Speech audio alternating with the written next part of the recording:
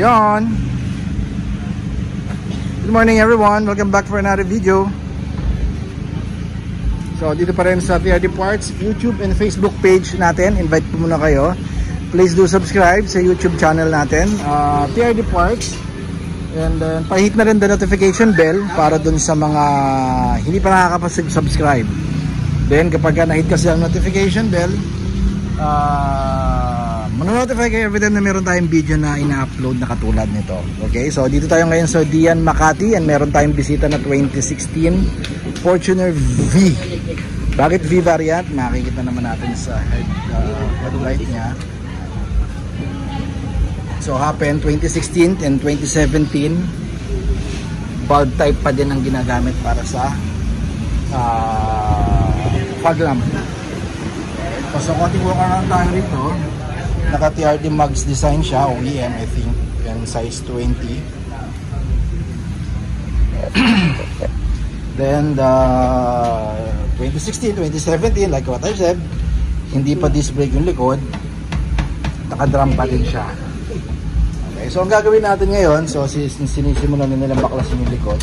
Harap bumper tayo, sir, front and rear. TRD bumper Thailand na ikakabit natin. Okay. So magkakaroon lang tayo ng konting twist kasi version 1 talaga yung bumper na ikakabit natin na TRD. Mag-upgrade lang tayo dun sa fog lamp cover nya since hindi ito naka-LED, gagawin natin LED. Then yung version 2 na fog lamp cover ang gagamitin natin para sa version 1. Okay, so pakita ko sa inyo mamaya. Baklas muna kami.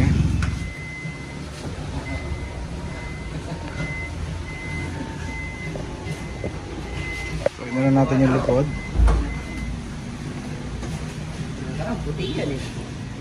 So, check tayo sa color matching. Kuha naman yung pagka-pearl niya.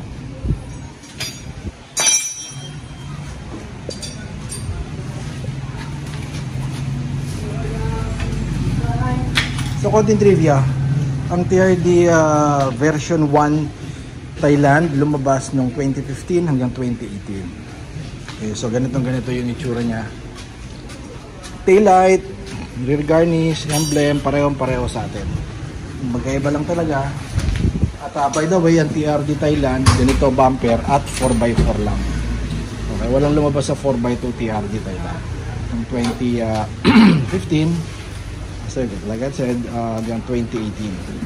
At isang mapapansin mo sa TRD bumper, particular dito sa likod, mas malapad. Yung width niya, kumpara doon sa stock natin, yan, no? Medyo palabas dito. Ang stock natin dito, paikot na kagad dito. So ito, lumaba pa ng konti at lumapad. So yung mga nilalagay dito nga rear step seal na nabibili sa Banawe, yung pang Legender, pang LTD, pang GR, manipis yun. Ito kasi lumapad to. Di hamak na mas malapad, mas mahaba. So hindi na natin nagagamit yung mga rear step seal na nakakabit, lalo na dun sa mga model ng stock na model ng Fortuner bumper natin.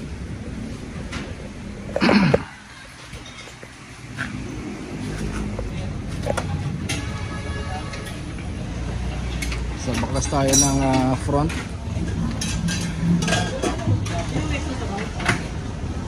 So yung stock na grill niya, gagamitin pa rin natin yan.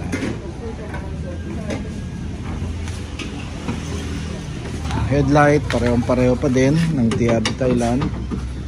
Yung maya papakita ko sa inyo yung gagamitin natin sa kanyang fog lamp.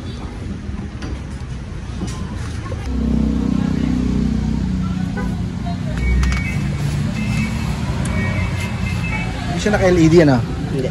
Okay, stock pa rin yan.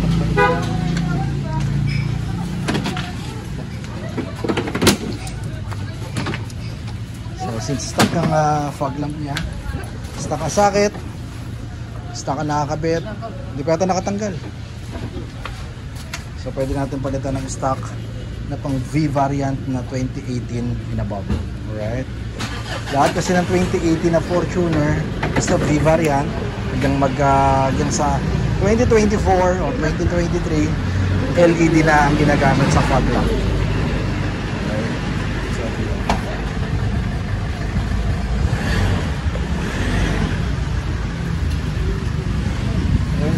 tanggalin mo to. Tapos,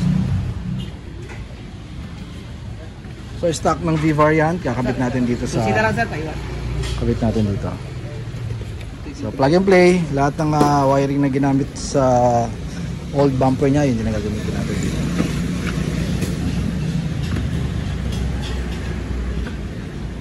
Yan oh. Pasok na pasok. Then yung socket lang. May LED na yan. Walang bulb yan ha. Built in ang bulb sa loob niyan since LED to.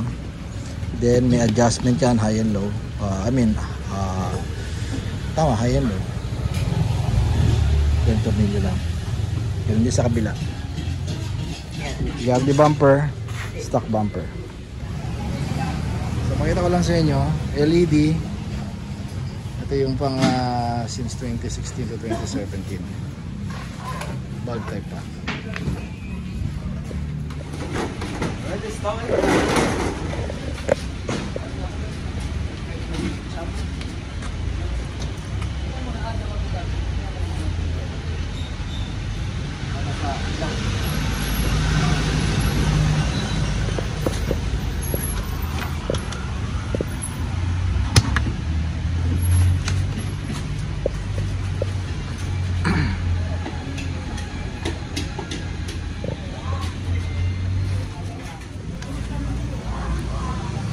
Version 2 na fog lamp cover. Ayan. So ikabit natin.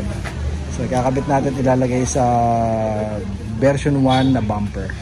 Anyway, ang version 2, tulad ng sinabi ko, kit lang yon na nilalagay sa bandang ilalim. Ayan, pinapatong lang dito yon.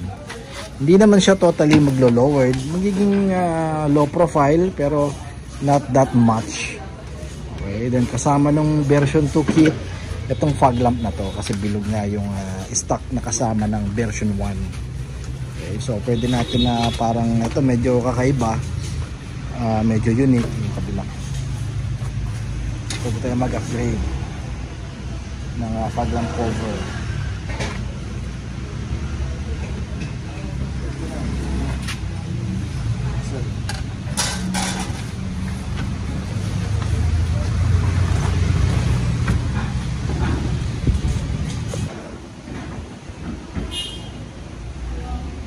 2016 V-Variant 4x2 Fortuner Pearl White. Yan. So na-install na natin yung harap at likod na version 1 na TRD Thailand version actually.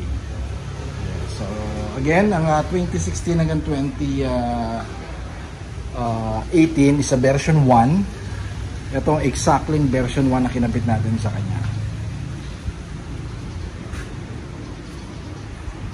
Pakita natin yung harap.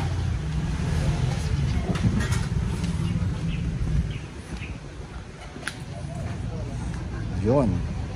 So nag-upgrade lang tayo. Ang package talaga na kasama dun para sa version 1 natin is yung fog lamp na bilog. Ganito rin halos yung design, ganyan din yung shape. Medyo may kaibahan lang since nag-upgrade siya ng pasok din naman kasi yung version 2 na fog lamp na dito ang kilay. Okay, so dito ang may parang dito yung chrome touch niya instead na dito sa version 1. Then since singkit na siya, nag-upgrade na din siya since 2016 to. Nag-upgrade tayo ng LED na pang 2018 and above sa mga V-Variant. So plug and play yan na. So for this one, sa mga naka-G, pwede natin ilagay ito na plug and play. 8,000 for that. Okay, then ito naman, nag-upgrade naman siya since dapat bilog ang kasama ng package ng version 1 natin. Nag-additional lang siya ng 7,000 for this, parang swap value ng bilog niya na fog lamp na version 1. Alright, sana wag mali dito ha. So again, thank you kay Sir Johan ng Quezon City. Sa wakas sir, natuloy din itong project natin. So headlight, grill, pareho exactly the same, wala tayong binago dyan. Okay, so for this one pala, 35,000, hindi kasama pintura, hindi kasama kabit. Meron tayong certain charge for the paint and installation. Okay, so iba rin ang presyo ng version 2 natin. Ipopost din natin dito kung magkano. Okay, so invite ko ulit kayo. Just visit and like our page. TRD Parts, and please subscribe din rin sa YouTube channel natin, which is TRD Parts also. Okay, so message lang kayo, pahit na rin na notification bell para ma-notify kayo every time na meron tayong video na katulad nito. Alright, so keep safe everyone. Bye bye.